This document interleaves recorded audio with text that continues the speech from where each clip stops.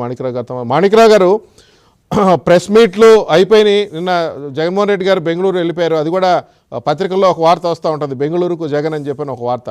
ఆయన మీకు తెలుసు 19వ తారీఖు ప్రెస్ కాన్ఫరెన్స్ పెట్టి మాట్లాడినటువంటి అంశాలు, మళ్ళీ నిన్న 2 రోజుల క్రితం మాట్లాడినటువంటి ఒక అంశాలు, ఎప్పుడు అంశాలు వచ్చినా కూడా ఆయన ఒక 10-15 రోజులకి సరిపడా అధికార పార్టీకో మీడియాకో లేదంటే తన విమర్శకులకో తన అనుయాయులకో ఎవరొకరికి స్టఫ్ ఇచ్చి వెళ్ళిపోతూ ఉంటారు. సహజంగా ఆయన మాట్లాడిన మాటల మీద ఇమీడియట్గా నెక్స్ట్ రియాక్షన్స్ వస్తాయి, ఎందుకంటే ఆ పార్టీకి సంబంధించిన వాళ్ళు అనుకూలంగా మాట్లాడుతూ ఉంటుంటారు. బట్ అమరావతి మీద ఇంత విషప్రచారం చేసిన తర్వాత బహుశా నిన్న మొన్నట్లో ఎక్కడ కూడా ఆ పార్టీ ఇతర నాయకులు కరెక్టే, అమరావతి నుంచి మేము తీసేస్తాం ఇక్కడ ఉండడానికి ఇట్లాంటి మాట్లాడట్లేదు. మళ్ళీ ఈయనే వచ్చి ఒక నెలకో 20 రోజులకో మళ్ళీ ఇంకోసారి ఏదో పెద్ద అంశాన్ని తీసుకొచ్చి మాట్లాడి మీరందరూ దీని గురించి మాట్లాడుకోండి మళ్ళీ నేను వచ్చిందాకా అని చెప్పి వెళ్ళిపోతా ఉన్నారు. ఏమిటి ఈ రాజకీయం? మాణిక్రావు గారు. విజయ్ గారు, మీకు జయప్రకాష్ గారికి సుబ్బారావు గారికి వీక్షకులందరికీ నమస్కారం అండి. విజయ్ గారు, నా మాట వినపడుతుంది? మాణిక్రావు గారు,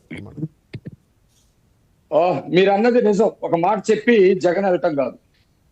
రాష్ట్ర ప్రజలంటే ఏమాత్రం గౌరవం, రాష్ట్రం యొక్క శ్రేయస్సు ఏమాత్రం ఇష్టం లేనటువంటి జగన్ రాష్ట్రంలో అగ్గి రాజేసి ఆ మంటల్ని కాచుకుంటూ ఆయన దూరంగా వెళ్ళి మీరు ఆ మంటల్లో పడి చావండ్రు అనే పద్ధతిలో ముందుకెళ్తా ఉంటాడు. మీరు కనుక గమనిస్తే ఏ రాజకీయ పార్టీ నాయకుడికైనా ఎన్నికలప్పుడు ఎన్నికల గొడవ, ఎన్నికలు అయిన తర్వాత ప్రజలు ఏ బాధ్యత ఇస్తే ఆ బాధ్యతను నిర్వర్తించడం ఆ రాజకీయ పార్టీ యొక్క లక్షణం అయి ఉండాలి.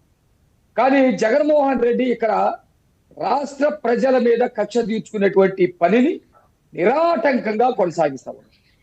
దీనికి నేను చూశాను, ఏదో పేపర్లో హెడ్డింగ్ చూశాను, జగన్మోహన్ రెడ్డి చంద్రబాబు నాయుడు గారి మధ్య ఉన్నటువంటి తేడా. మీరు దానా వేసినా వేయకపోయినా గంగిగోవు లాంటి వాడు చంద్రబాబు నాయుడు గారు. పాలిస్తుంది గోవు, దానా మనం వేసినా వేయకపోయినా పాలిస్తుంది. చంద్రబాబు నాయుడు గారి రాజకీయ చరిత్ర కనుక తీసుకుంటే మీరు అధికారంలో ఉంటే అభివృద్ధి, సంక్షేమం, తెలుగువారి ప్రతిష్ట, తెలుగువారి కీర్తి ప్రతిష్టలు అని చెప్పేసి మాట్లాడుతూ నిరంతరం పనిచేస్తూ ఉంటాడు. ఇది గంగిగోవు లక్షణం. జగన్మోహన్ రెడ్డి పాము లాంటి వాడు. పాలు పోసినా పక్కలో పెట్టుకున్నా ఖచ్చితంగా కాటేస్తాడు. ఇది జగన్మోహన్ రెడ్డి నైజం. దానికి కూడా నేను చెబుతా ఉన్నా, అధికారంలోకి రాకముందు ఎంపర్లాడాడు, ప్రజల్ని నమ్మించాడు. అధికారంలోకి వచ్చిన తర్వాత మొత్తం రాష్ట్రంలో అరాచకాలు సృష్టించాడు. మనుషుల్ని చంపటం, వ్యవస్థల్ని నాశనం చేయటం, ప్రజల్ని భయభ్రాంతులు గురి చేయటం, మొత్తం వనరులన్నింటినీ దోచుకోవటం. ప్రతిపక్షంలోకి వస్తే మళ్ళీ విధ్వంసం.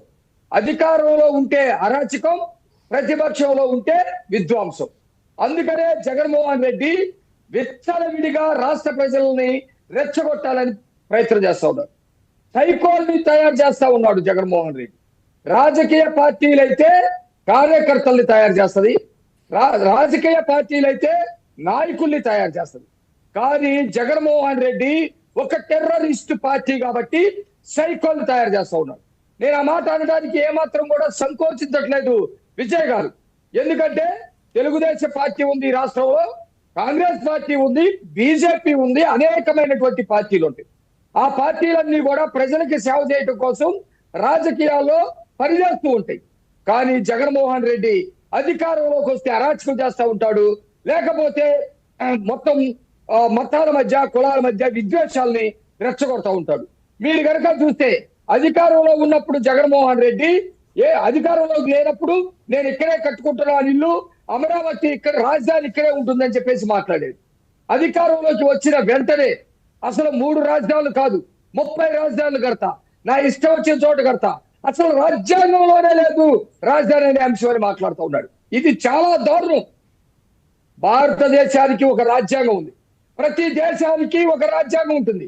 ఆ రాజ్యాంగం ప్రకారం ప్రధానమంత్రులైనా, మంత్రులైనా, వ్యవస్థలైనా పనిచేయాలి.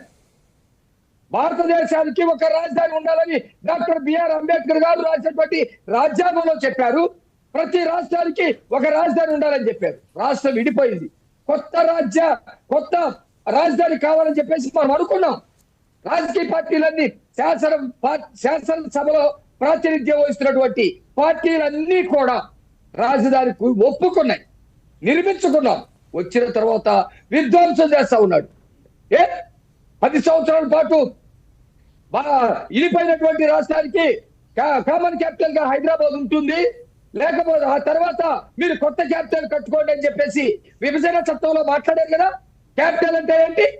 రాజధాని కాదా? మరి రాజ్యాంగాన్ని మొత్తాన్ని చదివాడా జగన్మోహన్ రెడ్డి? రాజధాని అనే పదమే లేదు అని ఎట్లా మాట్లాడుతున్నాడు? ఎవరు చెప్పాడు? అంటే రాజ్యాంగాన్ని వ్యతిరేకించడం కాదా? ప్రజాస్వామ్యానికి వ్యతిరేకంగా మాట్లాడటం కాదా? వీటన్నిటికీ మించి అంబేద్కర్ అవమానించడం కాదా? ఈ రోజు ప్రధానమంత్రి గారు అంబేద్కర్ ని పూజిస్తూ పరిపాలన నడుపుతా ఉన్నాడు. ఉపరాష్ట్రపతి, రాష్ట్రపతి, ముఖ్యమంత్రులు అందరూ అంబేద్కర్ రాసినటువంటి రాజ్యాంగాన్ని గౌరవిస్తా ఉన్నారు. ఇక్కడ ఎవరు రాశారు అనేది కాదు, ఇక్కడ కులం కాదు, ఆయన మేధస్సు, ఆయన ఈ దేశానికి ఇచ్చినటువంటి రాజ్యాంగ సంపద. వీటన్నిటినీ కాదని నీ ఇష్టం వచ్చినట్టు మాట్లాడతావా? ఎంత ఆవేదన కలుగుతుందంటే నదీ గర్భంలో ఇదే మాట్లాడి మీకు కావాలంటే బయట చేయండి. నదీ గర్భంలో, నదీ గర్భం అంటే ఎంతండి? కృష్ణా నది 1/2 కిలోమీటర్ పొడవు ఉంది, ఎడల్పు ఉంది. అక్కడ మధ్యలో కట్టారా? అంటే అక్కడ తుళ్ళూరు లేదా, మందడం లేదా, అమరావతి లేదా, తాడికొండ లేదా, మంగళగిరి లేదా? ఇవన్నీ నీళ్ళల్లో ఉన్నాయా? ఈ ప్రజలందరూ నీళ్ళలో బతుకుతున్నారా? రెచ్చగొట్టేటువంటి వ్యాఖ్యలు చేస్తా ఉన్నాడు, రాజ్యాంగాన్ని అవహేళన చేసేటువంటి వ్యాఖ్యలు చేస్తా ఉన్నాడు. అతనికి ఏం కావాలంటే, నేను ఇందాక మాట్లాడాలని కట్టుబడి ఉన్నా. మీరు చూడండి, ఒక రాజకీయ పార్టీకి సంబంధించినటువంటి వాళ్ళు నాయకుల్ని తయారు చేస్తారు. నువ్వేం చేస్తావు? మనుషులు చంపి డోర్ డెలివరీ చేస్తే వాళ్ళు రెడ్ కార్డ్ పెట్టేసి నువ్వు నాయకులు ప్రజల సభకు పంపిస్తావా? పౌరుల్ని భయప్రాంతులు గురి చేసి గంజాయి మత్తులో ఊగేటువంటి వాళ్ళ దగ్గరికి వెళ్ళి పరామర్శించి మీకు ఎంత గంజాయి కావాలో అంత పంపిస్తారు, మీరందరూ నా పార్టీలో ఉండండి అని చెబుతావా? ఫ్లెక్సీలు పుట్టినరోజు నడి రోడ్డు మీద మూగజీవాల్ని నరికి ఆ రక్తాన్ని చేతుల్లో పెట్టి నీకు రక్తాభిషేకం చేసే వాళ్ళని ఇంటికి పిలిపించుకొని శబాష్ మీరు బాగా చేశారు అని చెబుతావా? ఎవరు తయారు చేస్తావు నువ్వు? నేను అందుకని అంటున్నా, ఈసీ కూడా దీని మీద దృష్టి పెట్టాలి. మేము రాస్తాం, ఈసీకి మేము కంప్లైంట్ రాస్తాం. ఒక రాజకీయ పార్టీ ఏదైనా సరే, ఏ రాజకీయ పార్టీ అయినా ఒక నియమ నిబంధనలకు లోబడి ఉండాలి. ప్రజల్ని రెచ్చగొట్టకూడదు, స్లీపింగ్ సెల్స్ ని తయారు చేయకూడదు, రాజ్యాంగ వ్యతిరేకంగా మాట్లాడకూడదు, తప్పు చేసినటువంటి వాళ్ళని శిక్షించాలి. ఇలాంటి అన్ని కూడా ఒక ఎన్నికల నిబంధన ప్రకారం ఉంటాయి. ఎన్నికల నిబంధనలకు వ్యతిరేకంగా ఒక టెర్రరిస్ట్ కూడా పార్టీ పెట్టుకుంటారు. తప్పు వాళ్ళు పార్టీ పెట్టుకుని ఏం చేస్తారు? స్లీపింగ్ సెల్స్ ఎట్లా తయారవ్వాలి, బాంబ్ బ్లాస్టింగ్ ఎట్లా చేయాలి, ప్రజల మధ్య విద్వేషాలు ఎట్లా రెచ్చగొట్టాలి, మతాల మధ్య విద్వేషాలు ఎట్లా రెచ్చగొట్టాలి. దానికి ఈ రోజు జగన్ చేసేదానికి మీకు తేడా ఏందో చెప్పండి. కానీ మాణిక్రావు గారు ఇక్కడ ప్లాట్ఫామ్ అయితే ప్రజాస్వామ్యం కదా, ప్రజాస్వామ్య వేదిక మీద నుంచి కదా మరి ఇదంతా జరుగుతూ ఉంది. నేను అదే అంటున్నాను, ప్రజాస్వామ్య దేశంలో అసలు నువ్వు ఒక రాజధానిని వ్యతిరేకిస్తున్నావంటే ఎవరిని వ్యతిరేకిస్తున్నట్టు? రాజ్యాంగాన్ని వ్యతిరేకిస్తున్నట్టు కాదా?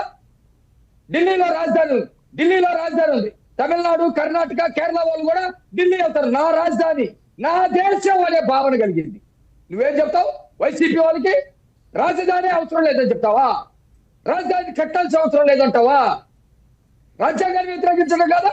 అంటే నీకు చులకన భావన రాజ్యాంగం మీద, లేకపోతే రాజ్యాంగం రాసిన వ్యక్తుల మీద, అంబేద్కర్ మీద అవసరం. మేము ఒక రాజధాని కట్టేటప్పుడు ప్రభుత్వానికి కొన్ని వెసులుబాట్లు ఉంటాయి. ప్రజలకు అందుబాటులో ఉందా లేదా, నీటి వనరులు ఉన్నాయా లేదా, రవాణా సౌకర్యం ఉందా లేదా, ఫ్లైట్లు రవాణా సౌకర్యం ఉందా లేదా, అందరికీ సమానంగా అవకాశాలు వస్తాయా లేదా, ఈ కోణాలు చూస్తాం. ఇంతవరకే పాలకులు. కానీ రాజ్యాంగం ఏం చెబుతుంది? ఒక రాష్ట్రానికి రాజధాని ఉండాలని హక్కు చెబుతుంది. ఇది చదివేలా రాజ్యాంగాన్ని రమ్మనండి, ఛాలెంజ్ చేస్తున్నా.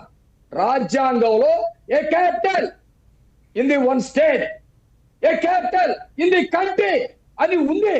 అదే లేదని చెప్తాడు అంటే రెచ్చగొట్టడం. మీరు అన్నట్టు ప్రజలు బుద్ధి చెప్తారు. బుద్ధి చెప్పితే రాజకీయ పార్టీ అయితే ఏం చేస్తారు తెలుసా? సమీక్షలు చేసుకుంటారు, తప్పులు సరిదిద్దుకుంటారు, మళ్ళీ ప్రజల కోసం పనిచేస్తారు. కానీ అది టెర్రరిస్ట్ పార్టీ అయితే ఏం చేసింది తెలుసా? నన్ను కొట్టండి, నేను చెప్పను. ఆ బాంబు ఎవరు పెట్టారా?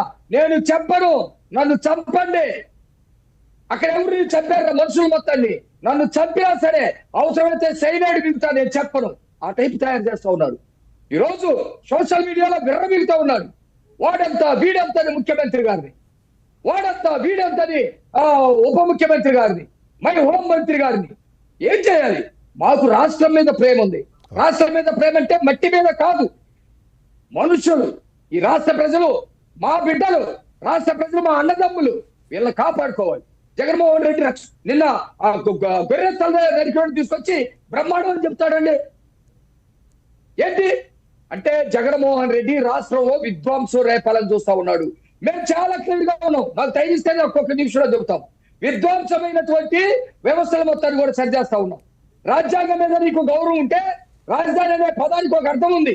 న్యాయ వ్యవస్థ, శాసన వ్యవస్థ, పరిపాలన వ్యవస్థ, ఇవి మొత్తం ఒక చోటు ఉండాలని చెప్పేసి రాజ్యాంగంలో ఉంది. ఇవన్నీ ఒక చోటు పెట్టావు. నీకు వ్యతిరేకత ఉంది కాబట్టి, నువ్వు ప్రజాస్వామ్యాన్ని గౌరవించావు కాబట్టి 30 రాజధానులు, రాజధానిని ప్రతిదానికి పెడతాను. ఏది న్యాయ రాజధాని అంటాను, పరిపాలనా రాజధాని అంటాను, ఇంకొకరు శాస్త్ర రాజధాని అంటానని చెప్పేసి అవహేళన చేసావు. మేము ఆ వ్యవస్థను గాడిలో పెట్టాం. రాజధాని తీసుకొచ్చాం. నీటిపారుదల ప్రాజెక్టులు కడతా ఉన్నాం. అనేకమైనటువంటి ప్రజోత్ప కార్యక్రమాలు చేస్తూ వ్యవస్థల్ని గాడిలో పెడతా ఉంటే, ఈ వ్యవస్థను నాశనం చేయాలని, ఈ రాష్ట్ర ప్రజలకు మధ్య శిక్ష పెట్టాలని ఒక విష సర్పంలాగా జగన్మోహన్ రెడ్డి పనిచేస్తా ఉన్నారు. ఓకే మాణిక్యరావు గారు. జయప్రకాష్ గారు, ఇప్పుడే నిందానే ప్రస్తావించాను, ఒక స్టఫ్ ఇచ్చి వెళ్ళిపోయారు జగన్మోహన్ రెడ్డి గారు. అసలు రాష్ట్రానికి రాజధాని అక్కర్లేదు, ముఖ్యమంత్రి ఎక్కడ కూర్చొని ఆ రోజు పరిపాలిస్తే అదే రాజధాని అని చెప్పి ఒక వ్యాఖ్య చేసుకొని వెళ్ళిపోయారు ఆయన. అట్లనే నదీ గర్భంలో రాజధాని కడతారు.